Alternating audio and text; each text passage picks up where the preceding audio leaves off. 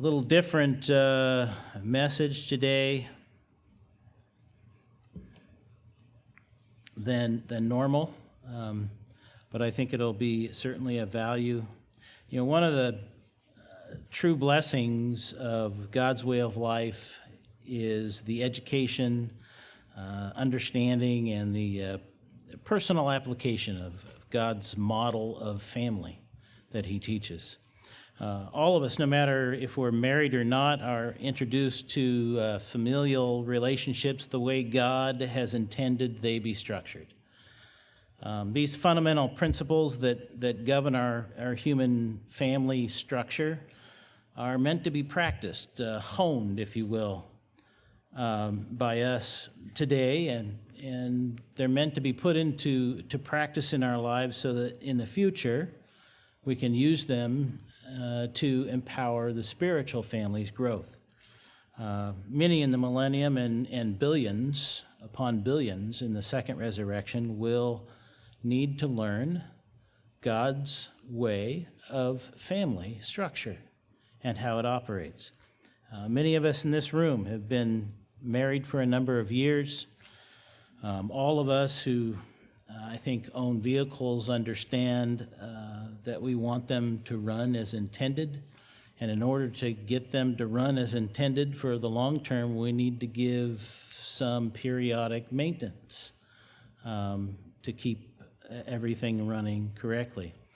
I don't know how many times you've been driving your car down the road. I have a fairly new car, and it's developed a little bit of a squeak that just drives me absolutely nuts.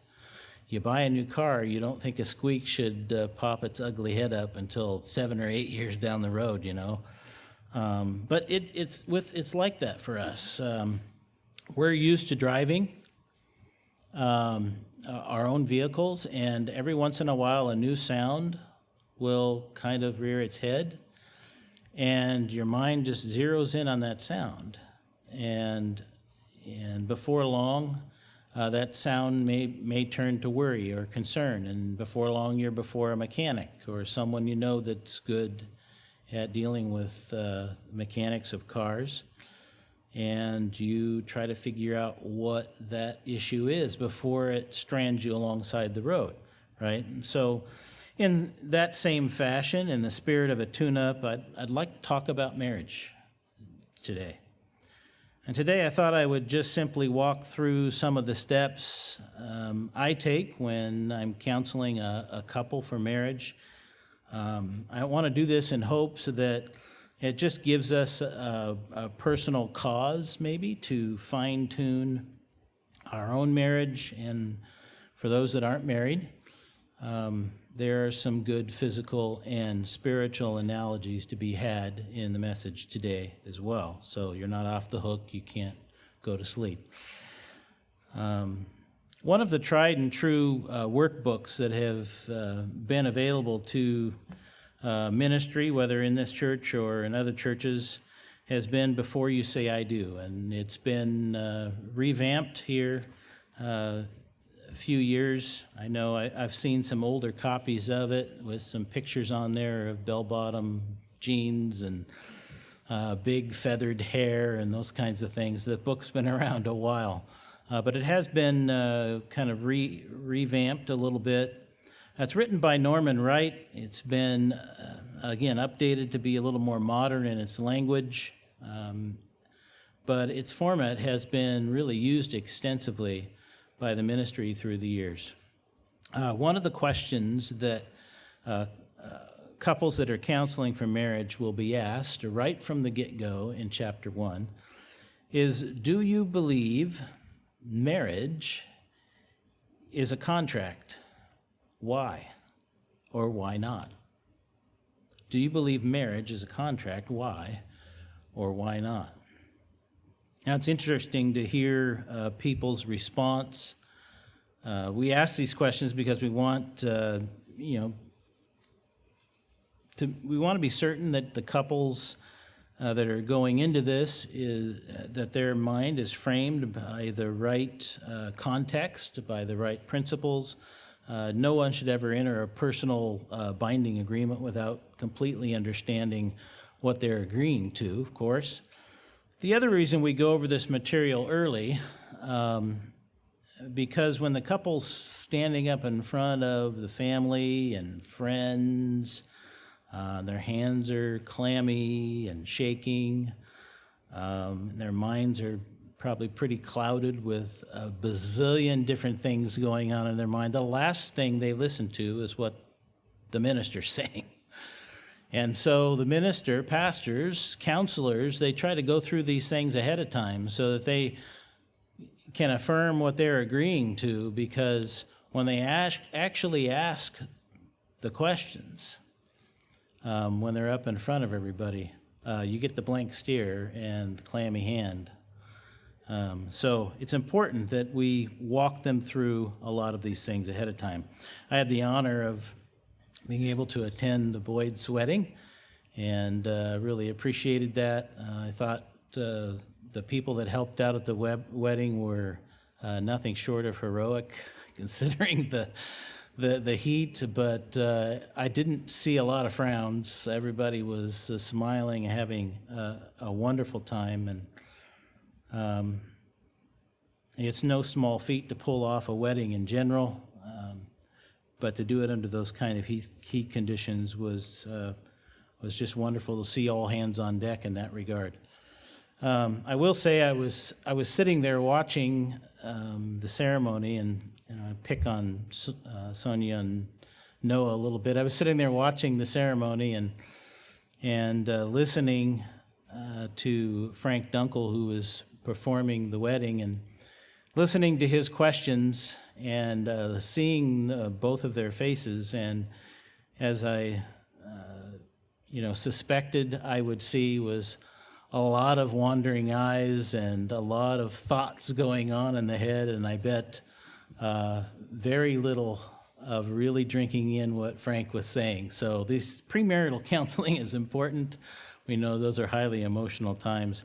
I had to get a little bit of a giggle just watching it, but I understand it. I was there in your spot many years ago. So when we ask a couple at the beginning of their counseling, do you believe the marriage is a contract? Why or why not? I'm very curious as to the answers that I get. As part of the counseling, again, we go over them ahead of time in detail, and what will be said by the minister in the ceremony, kind of goes over the head. So we want to cover these things ahead of time. So we say in the actual ceremony, we will say something to the effect of this: do you covenant with God in the presence of these witnesses to take, and then the names? The wording's important, because the two most powerful contracts we will make in our entire lives will be, first of all, baptism for eternity, and then secondly, marriage for life. All the other contracts are between you and someone else. This contract is really not between two of you. There's a reasonable amount of people who understand it is a contract. I think if you stopped anybody along the sidewalk and talked to them about this, they would understand that it involves a contract, but they believe it is between the bride and the groom. And it isn't. It's not, do you, Billy, contract with Susie? Do you, Susie, contract with Billy? It's, do you both contract or enter this covenant with God in the presence of these witnesses?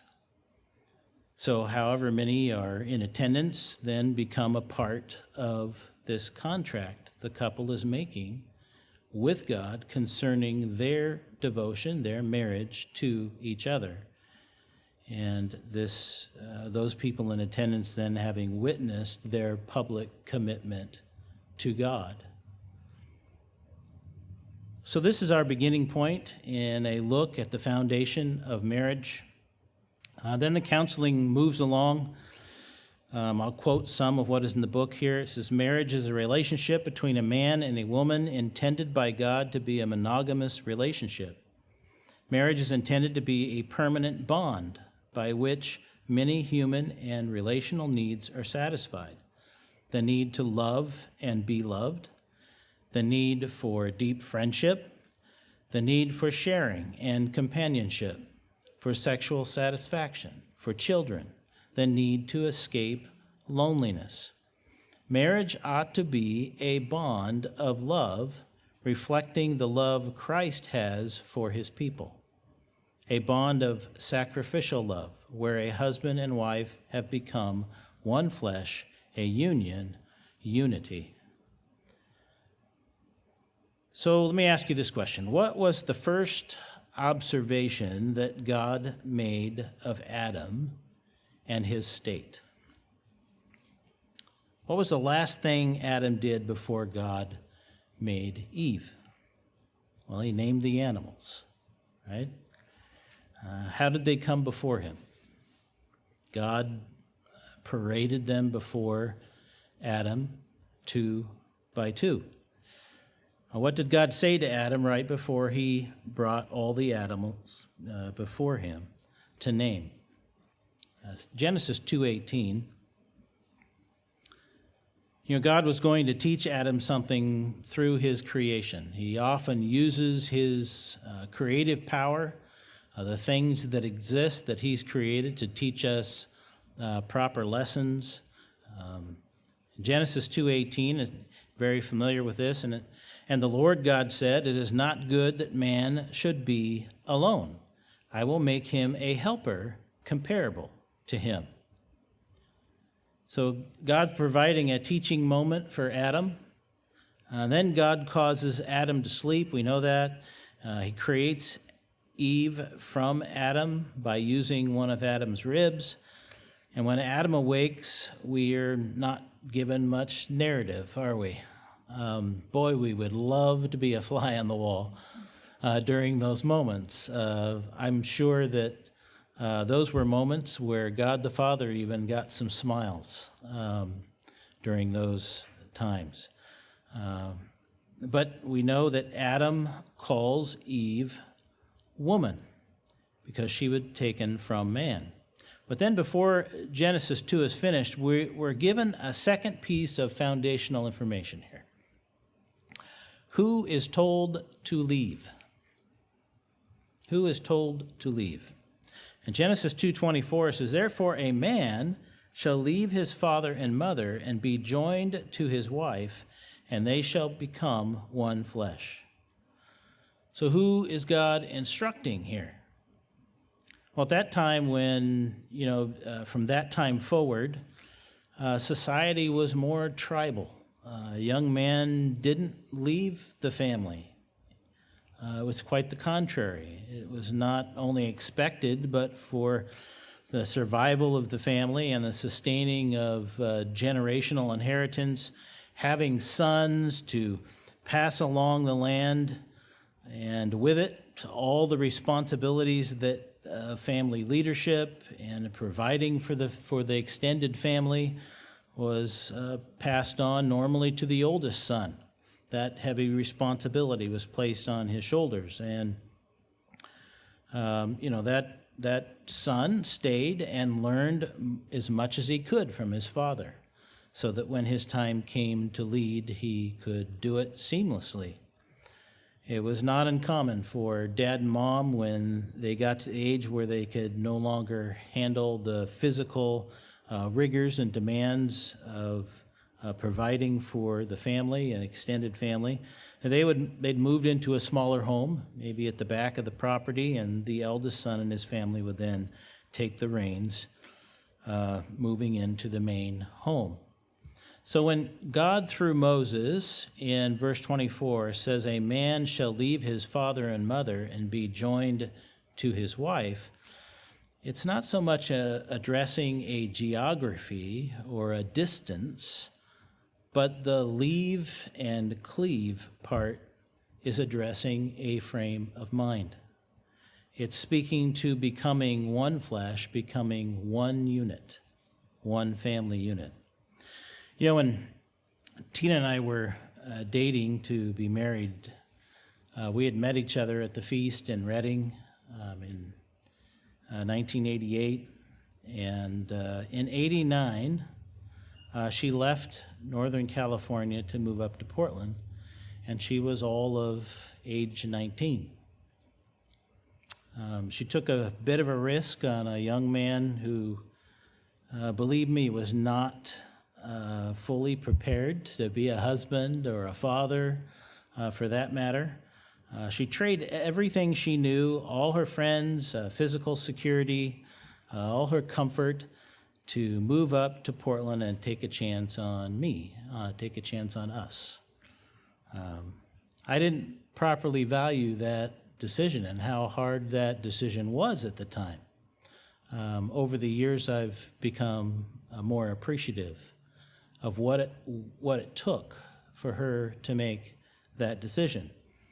Many people I called friends privately told her that, oh, you're going to have trouble. He's a mama's boy. And I guess that was partly true. I was 24 years old at the time. I was still living at home, renting a room. But I'll be honest, Mom did everything for me. And I enjoyed that. I enjoyed it to the nth degree. And so there were some red flags that went up with my friends telling her, yeah, this might be tough. And certainly, like I said, the red flags did exist. After we were married, we moved into our first apartment. I think I adapted pretty well to my new role. I loved being married to Tina, still do. Much of what she was warned about, I think, didn't materialize. That's good. I guess the ultimate authority on that would be her.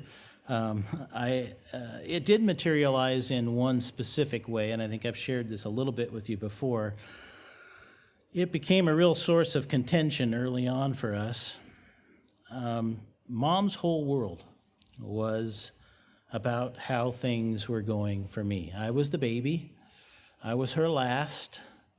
I think I told you before, I have a brother and sister, but I was the one that was born after they were called into the church. So there are all these elements that converged, and Mom was hanging on with both hands to her little boy. And so Friday evenings, Tina would get phone calls from Mom saying, what are you fixing him for Sabbath dinner? Those kinds of things. You can imagine the conversations and how they went or didn't go. And then you can imagine the conversations that happened after the phone was hung up. I didn't leave and cleave properly. It took me a long time to draw a line from my mom in this regard. Something now I would handle much differently, of course. The instruction from God is to the husband to leave dad and mom and cleave to your wife and become one with her. Form your own household, your own family, and all that entails. That means listening to your wife and making sure she is comfortable and at home in your relationship and in the place where you're dwelling. You know, the greatest violation of the leave and cleave instruction by God is when the couple comes to an impasse in some area and they reach out to their parents to seek reinforcement for their position. The I'm right and you're wrong, and I'm going to bring in support to prove it, to prove I'm right. Again, leave and cleave is not as much of a geographical move, but an emotional and a functional relocation of allegiances, responsibilities, and obligations on a personal and intimate level. Sometimes putting some distance between dad and mom can aid the bonding process. It did for us about 4 years. I think we were married, a year and a half or so, 2 years, a little over 2 years. And I got a job opportunity in Eugene. And so that moved us about 2.5 hours away. And it was just enough distance for our daily lives to require her to lean on me and me to lean on her. And it really, for 4 years, really caused some growth in our marriage. So sometimes distance can help out a little bit in that regard, but it doesn't need to be that way if things are handled properly.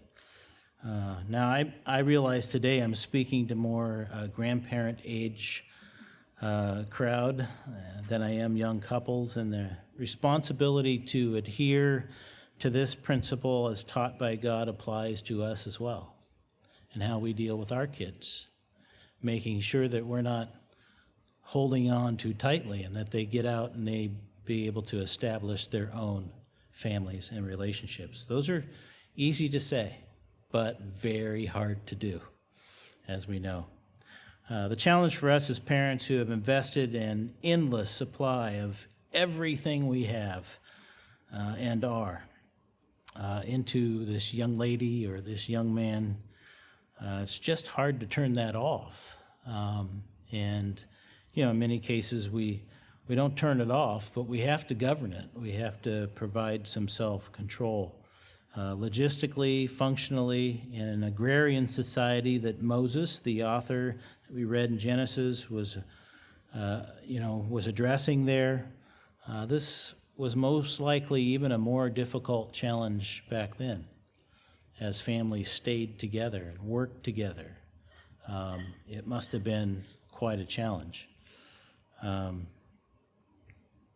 But the instruction stands on its own, and the value, this new contract, this new covenant with God, must be recognized by all and treated with a proper respect. So two people need to walk through the challenges of life together. They need to rely on that contract that they made with their God. They need to rely on that relationship that they have built with God, and to navigate together the twists and turns that life is going to bring. One of the most important concepts any couple needs to understand, of course, is love and the role it plays in marriage. This is a huge topic, and it deserves a lifetime of attention and pursuit.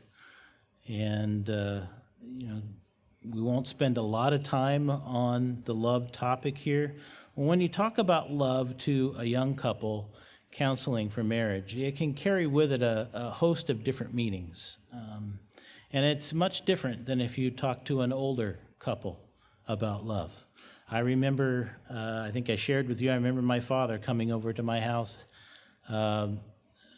less than a year after my mom died, and he was lonely. And he had told me many times, I don't do well alone. And so I kept thinking, well, maybe that's a plea to, move in, and I offered that. Oh, no, I don't want that. And then he comes over, I think about 8 months after mom had passed, and said, I think I'm getting married. That was a shock. I just about fell over. The conversation I had with my dad about love and that connection was much different than you would have with younger 20-year-olds, because he had had a lifetime of loving and caring and being in that position. So certainly when you're counseling a younger couple, this conversation about love will be quite different. A couple's understanding of love and how it's woven into the fabric of a relationship is understandably different. The older, more experienced have a much different view, a much more maybe full view of that. And as a counselor to couples pursuing marriage, the main thing we focus on is the understanding that love is something you do. It's a decision you make, supported by actions that you take. Love is a verb. It's not a noun. It's an action, not a place to be. When we look at those who have been married 50, 60, or more years, the love they have practiced over time reveals a long, comprehensive list of decisions made that have really weaved them together into one individual, into one unit, tightly bound relationship where there's peace, there's a sense of calmness about being together. Their relationship is home. That's their home. Not the building or the structure they live in, but their marriage is home. I remember a song sung by Clint Black. He's in a Western music icon. The song was written by him and Donald Ewing. It was called Something That We Do. I don't know if you have heard that before. I'd play it for you, but the copywriters wouldn't like that very much. But I think I can read the lyrics to you without too much trouble. You could look it up and listen to it on your own. It's called Something That We Do. It says, I remember well the day we wed. I can see that picture in my head. I still believe the words we said forever will ring true. Love is certain, love is kind, love is yours, and love is mine. But it isn't something that we find, it's something that we do. It's holding tight, letting go, it's flying high and laying low. Let your strongest feelings show, and your weakness too. It's a little and a lot to ask, and endless and a welcome task. Love isn't something that we have, it's something that we do. We help to make each other all that we can be, though we can find our strength and inspiration independently. The way we work together is what sets our love apart, so closely that we can't tell where I end and where you start. It gives me heart remembering how we started with a simple vow. There's so much to look back on now. Still it feels brand new. We're on the road that has no end, and each day we begin again. Love's not just something that we're in, it's something that we do. We help to make each other all that we can be, though we can find our strength and inspiration independently. The way we work together is what sets our love apart, so closely that we can't tell where I end and where you start. Love is wide, love is long, love is deep, and love is strong. Love is why I love this song, and I hope you love it too. I remember well the day we wed. I can see that picture in my head. Love isn't just those words we said, it's something that we do. There's no request too big or small. We give ourselves, we give our all. Love isn't some place that we fall, it's something that we do. Many of you probably hear the tune in your head as I was reading those words. It's a simple song, but packed with meaning concerning the point that love is a decision we make, and that decisions lead to positive, supportive action on our part. We who are called out of the world by God, whose very nature is self-described as love, should understand this more completely than the rest of the world. So one of the things we ask couples to do is we ask them to list 3 of the most important scriptures upon which you would like to base your marriage on. So 3 of the most important scriptures upon which you would like to base your marriage. And we typically tell them they have to be more creative than going to Ephesians 5, let's say. That's Paul's collections, a collection of relational instructions. Paul's instructions here are we're very familiar with. I won't read them all because, like I said, we're aware of them. But for me as a husband, Paul creates a pretty high standard for my role. Ephesians 5 and verse 25, he writes, "Husbands, love your wives, just as Christ also loved the church and gave himself for her, that he might sanctify and cleanse her with the washing of water by the word, that he might present her to himself a glorious church, not having spot or wrinkle or any such thing, but that she should be holy and without blemish. So husbands ought to love their own wives as their own bodies. He who loves his wife loves himself. For no one ever hated his own flesh, but nourishes and cherishes it, just as the Lord does the church. For we are members of his body and his flesh and of his bones."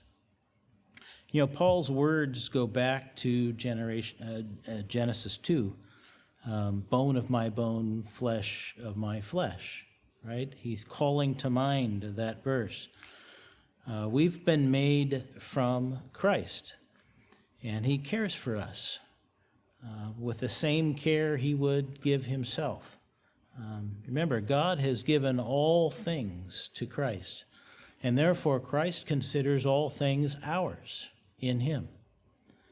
As husbands, measuring ourselves against Christ in our love toward our wives, that's a tall order for sure. We read those words, and if you contemplate the words that Paul wrote in Ephesians to us as husbands, you take a big gulp. It's a tall order. Laying down our lives takes on much more meaning than just being willing to die for our wives or families, but being willing to live for them each and every day, to be a part of everything they need, not just to survive, but to thrive physically and spiritually as well. If you read through Ephesians, you get that flavor that Christ supplied the spiritual knowledge that his body needs to grow. And so therefore, as husbands, we need to make sure that the families are not just physically being fed and taken care of, but that the families also have a steady diet of spiritual food from God as well. There's a spiritual accountability to the job God gave husbands, just as Christ is fulfilling that to the church. 1 Peter 3 is another spot that a lot of people would go. And in the book here, they don't really allow you to go there to find your foundational scripture. They want you to dig deeper, right? But in 1 Peter 3, Peter, equally excellent collection of marital instruction concerning the roles that God expects us to fill.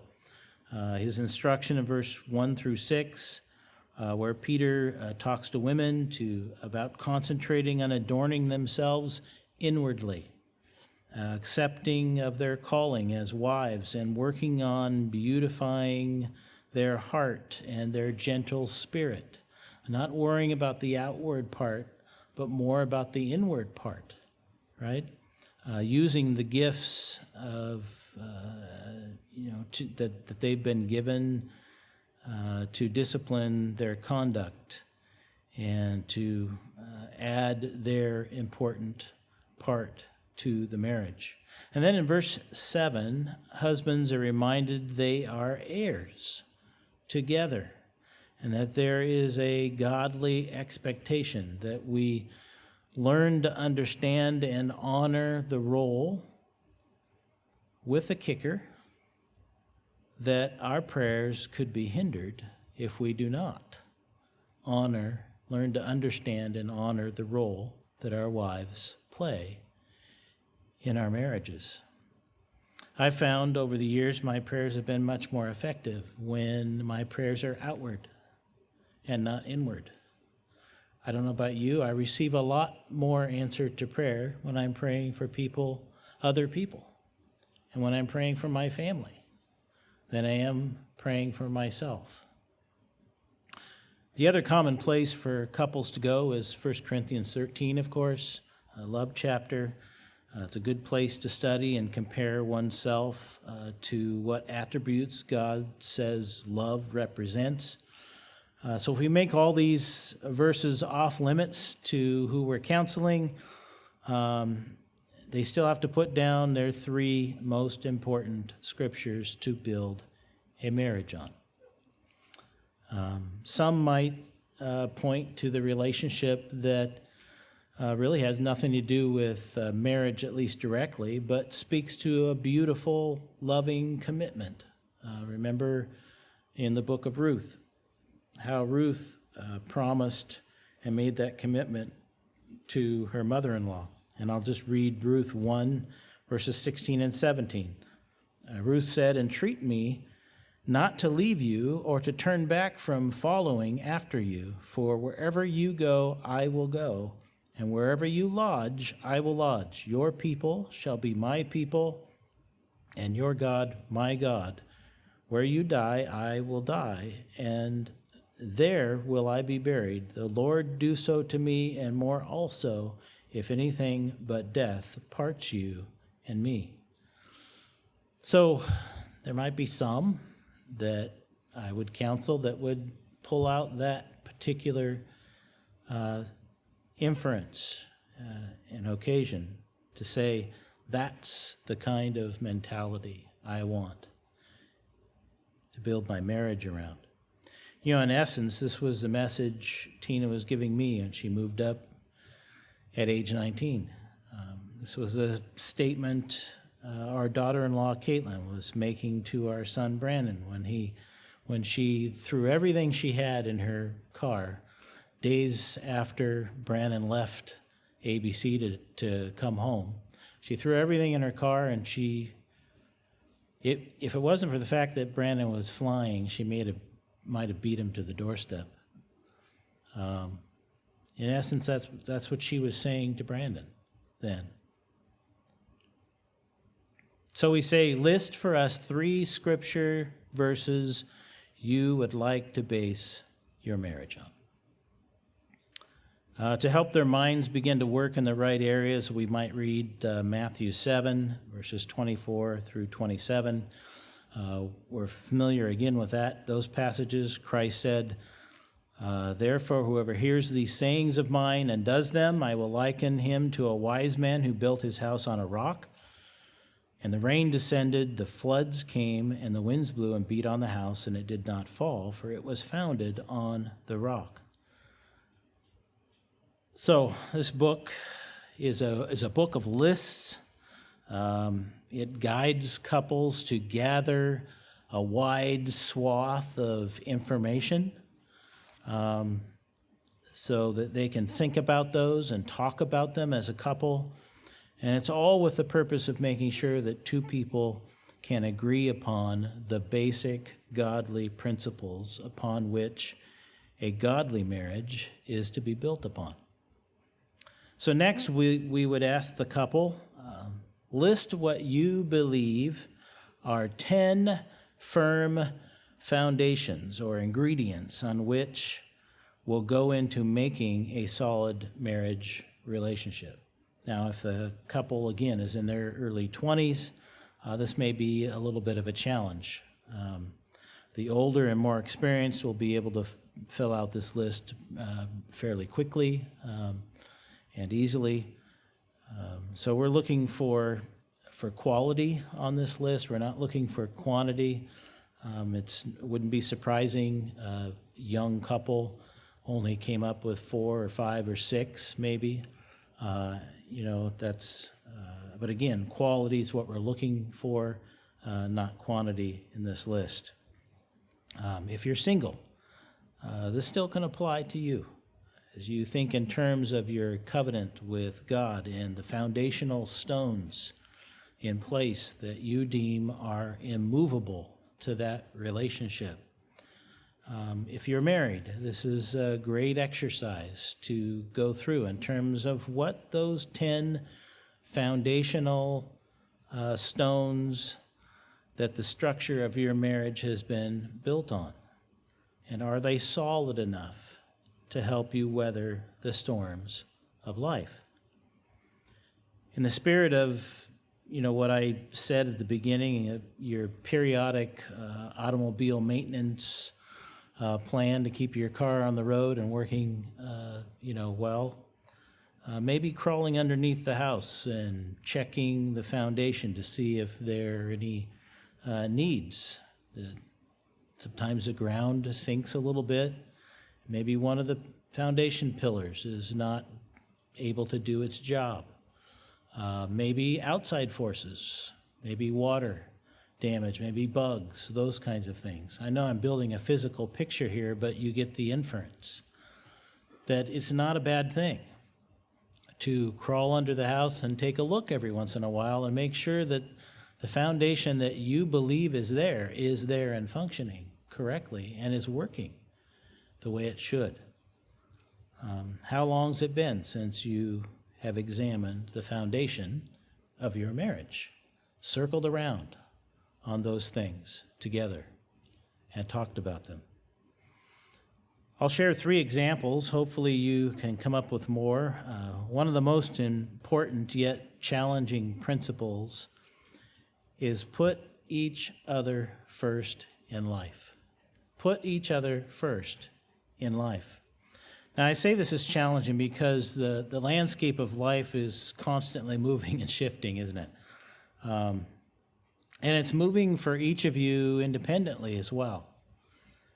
You have your own jobs and responsibilities, and the landscape of your life can change on a dime.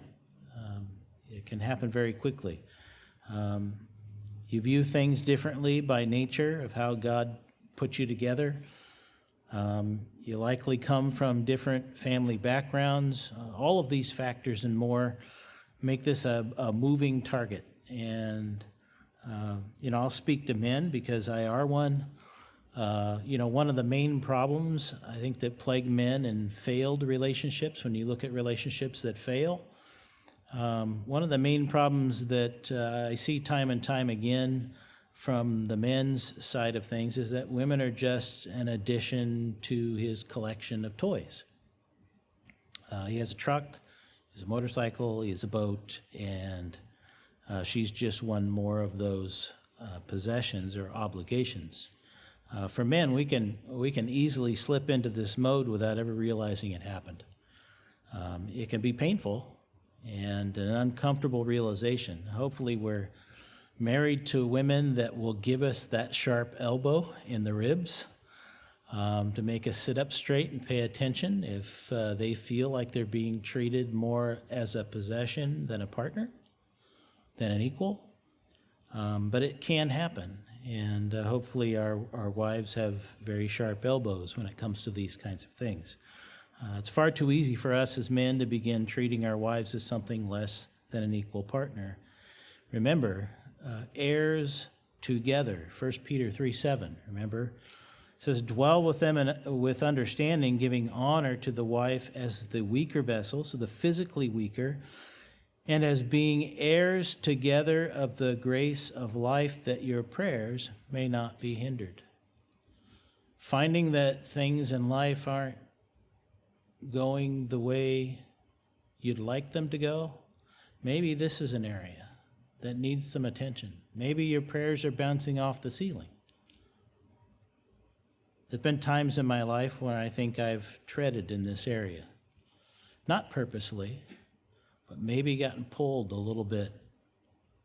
And a sharp elbow from a caring wife got me back on track.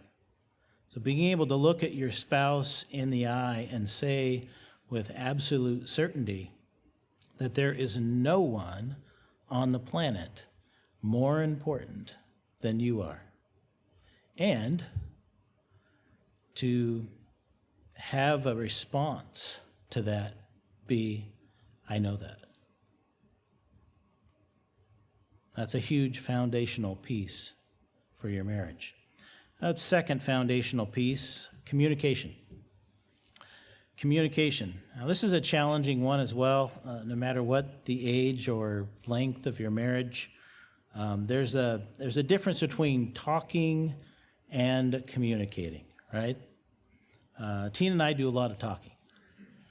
But to communicate, you actually have to be engaged with what the other person is saying. Now, Tina has a little bit of an out here. Her hearing, especially with my low monotone voice, I'll say something and I can see the look. I understand the look. The look is, I'm pretty sure I heard what you said, but I'm computing, trying to figure it out. And so I have to repeat it maybe at a different decibel or a different inflection in my voice. She has an out. Her ears don't pick up my tone as well. But how many times have any of you been sitting at home and both in the same room, maybe doing a few different things, and one of you reading something out loud, and when you're done reading, you stop because you've asked a question or you're expecting a response, and you get no response. Why is that? Because there was talking going on, but there was not communication going on.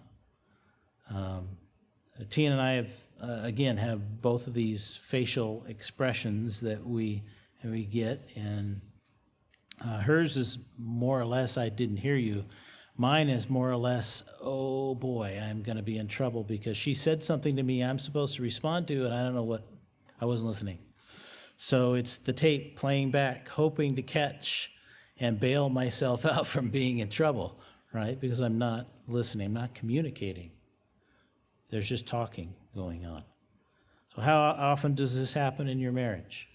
If I was a betting man, I would say that most of you wouldn't be able to account for all the times that has happened in your life, in your marriage. It happens probably quite a lot. So keep working on communication, not just talking. In counseling, we talk about things like time. The third thing that I'll offer as an example is time. Time spent together. One of the items that Mrs. Luker is constantly reminding me about is making time, taking the time for Tina and I to be together and to do things together. That time is a currency I need to spend on my wife. And I know Leanne's probably saying in her head, well, have you? I know, I just know. And all I can say is we're working on that. It's been a challenge. Like I said, the life is a lot of moving parts, and things can change on a dime for both of us. And so what is our level of commitment to each other when things change? The point is, you can't live separate lives and have the kind of close, intimate, and enjoyable marriage you both desire. Time is a currency best spent on the things that are important to you in life. Where and how are you spending your time? The book then covers reasons for marriage. I'll read part of that. Reasons for marriage. There are a few positive reasons for marriage that are included here. Now, this is just chapter 1. It's the beginning of the book. It says a few positive reasons for marriage. Companionship, to work together and fulfill your own and your future mate's needs, to fulfill sexual needs in the way God intends, love, an adequate blending of the various types of love as explained in chapter 3. So we're talking about eros, philia, agape. And fifth, because you are convinced that it is God's will for you to marry this person. That actually doesn't happen as often as you think, but it happened to me. It was very obvious to me. God made it very obvious. Hopefully some of these positive reasons for marriage exist in your marriage. These are just a few. These are just 5. There's probably a long list. Again, if I had you write down on a piece of paper and hand up to the front a list of positive reasons for marriage, there would probably be hundreds of different reasons that come from reliable sources that have lived and been married for quite some time. It also covers things that are not a basis of marriage. Not a basis for marriage is to spite or get back at your parents because of negative self-image. Marrying your fiancé will make you feel worthwhile and give meaning to your life. Another reason would be to be a therapist or counselor to your fiancé. Fear of being left out, being single forever. Fear of independence. Marrying on the rebound. You were hurt in a former love relationship, and to ease your hurt, you immediately choose another. Not a basis for marriage would be fear of hurting the other person. You're afraid of what will happen if your fiancé to your fiancé if you break up. Another one is to escape an unhappy home because you're pregnant or your fiancé is pregnant, because you have had sex. There's a number of reasons here that are reasons that are not a basis for starting a marriage. Now, remember, this is premarital counseling. Some of us marrieds, obviously some of these things that I may have read may have been part of our backgrounds. And bully to you, who many of you have fought through some of mistakes or issues and problems and have built wonderful marriages in spite of maybe starting out a little rough. This is for premarital counseling. But we would agree that it's not a good start to include some of these things as reasons or a base for marriage. Another exercise that the book asks the couple to go through is evaluate your marriageability by examining the personal traits of yourself and your fiancé. So list 8 character traits or personality traits that you feel will help your marriage. So you do this for yourself, and then you do this for your fiancé. And once that's done, we turn to Galatians 5, verses 22 and 23. And we look at the fruit of the Spirit. And the book says, would these traits, when they are manifested in a person, increase the potential for success in a marriage? Well, that's kind of an easy answer, isn't it? Then the exercise moves to seeing if the traits that were listed in this list that you made match any of the fruit of the Spirit. Love, joy, peace, long-suffering, kindness, goodness, virtue, faith, meekness, humility, self-control. At the end of just the first chapter of this book, it offers up 8 more traits that give a person a greater possibility of having an enriched and satisfying marriage. See if I can.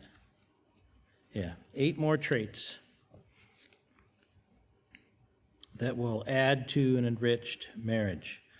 Adaptability and flexibility, the ability to change and adapt.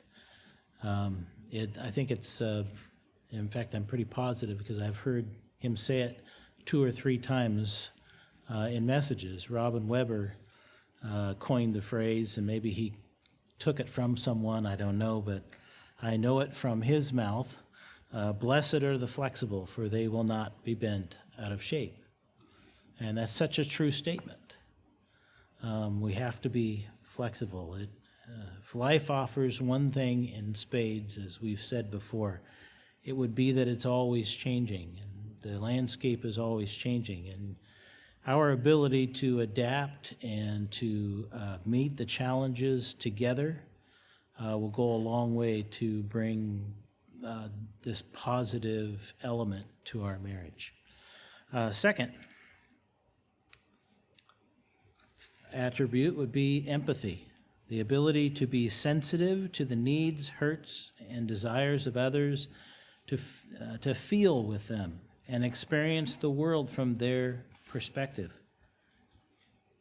You know, sympathy and empathy are two different things. We know that. The ability to really feel deep inside the needs and the hurts and desires of others comes really from life experience, doesn't it?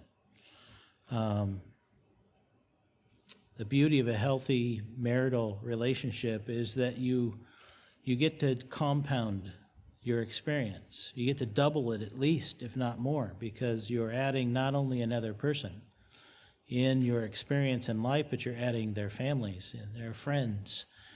And so you get to the point of understanding empathy that much faster as your circle grows in that regard. And you have someone to share those feelings and experiences with and to be able to communicate together with. Third, the ability to work through problems.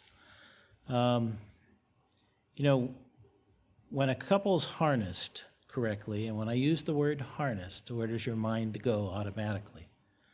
2 Corinthians 6, verses 14 and 15 says concerning two people who are spiritually pulling their own weight, but doing it together toward a shared or a common goal. They're equally yoked together in a harness.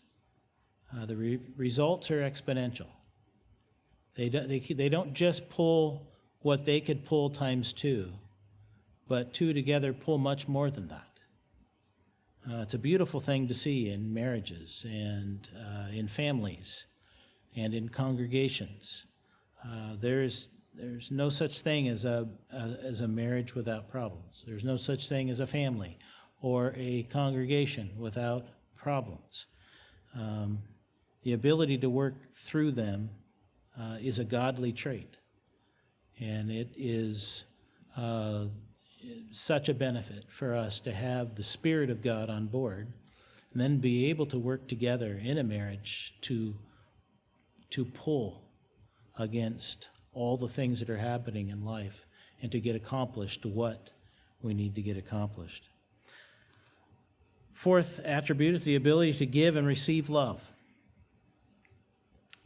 You know, we're all different in how we express our love. Some of us are very public. We have couples that we know that after every prayer they kiss, right? We have couples we know that hold hands all the time, just 24/7. It seems like they always have they're always holding each other's hand. Couples are different, and each of us deal with our, how we give and receive love differently. None of that really matters. What matters is if it works for you, and if you are being able to express and share your love together as a couple the way you are comfortable sharing it. Emotional stability, accepting and controlling one's emotion. That's another awesome attribute. It takes a lot of work, I know. Number 6, communication skills. We talked about communication, being able to really communicate, not just talk, to really communicate. And then 7, similarities between the two people. There's a statement, it's not in this book, that I got somewhere else. It says, couples marry for their similarities, and they stay together for their differences. And if you think about that and what that means, it holds a lot of truth. The beauty is that there are things about ourselves that we discover as life goes on. We can look in the mirror and say, there's some things I really don't like about myself. I'm really not good at these things. And the longer we are in our marriages, the more we appreciate the fact that our spouse isn't like us in those areas.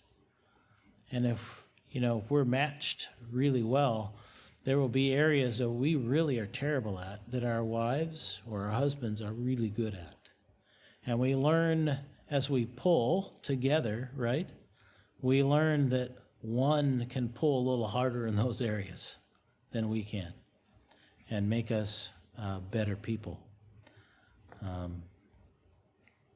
It's interesting, too, number 8 says similar family backgrounds. That's certainly a benefit when you're going into a marriage. If you have some similar upbringings, I would say probably most of us maybe didn't have similar upbringings, but the real benefit that we see in the church today is that many of our young people, they have similar backgrounds because they're second, third, fourth generation Christians.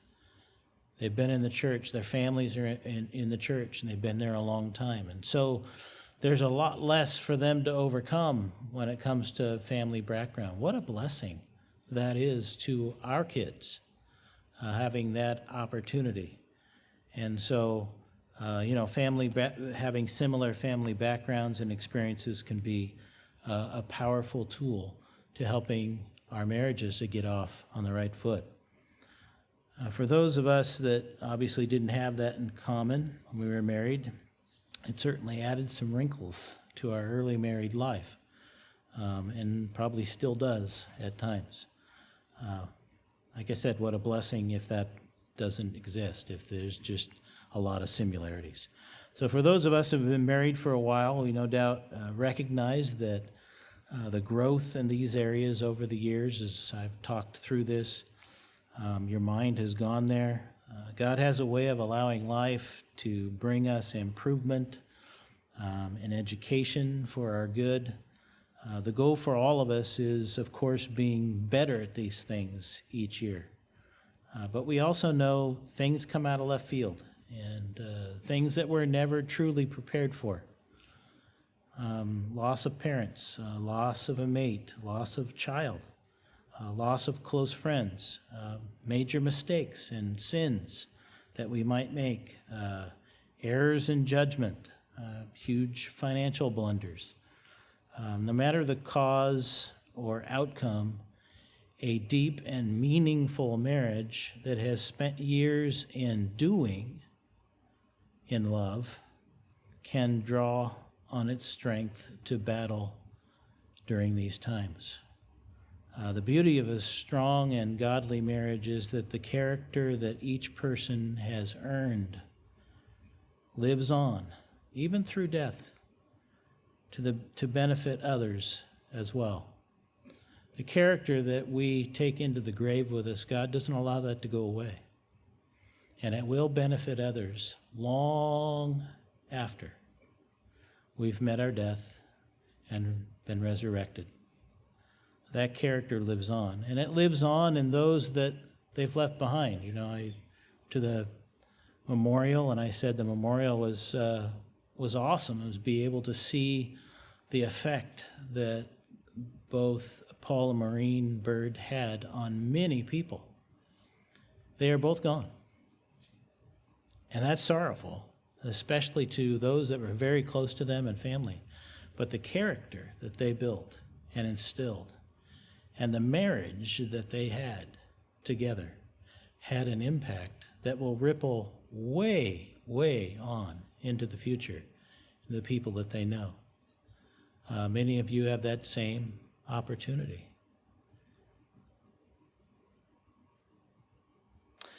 This is really the first chapter of the journey of counseling someone, premarital counseling.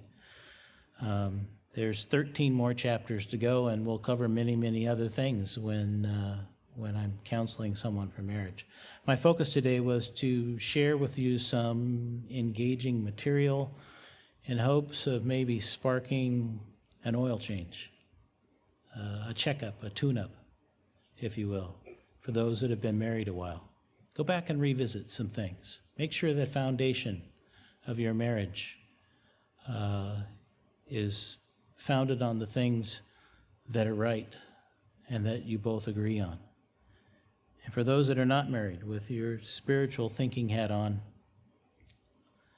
I've offered some analogies that are applicable in both in your relationship with God and your brothers and sisters here in the congregation as well.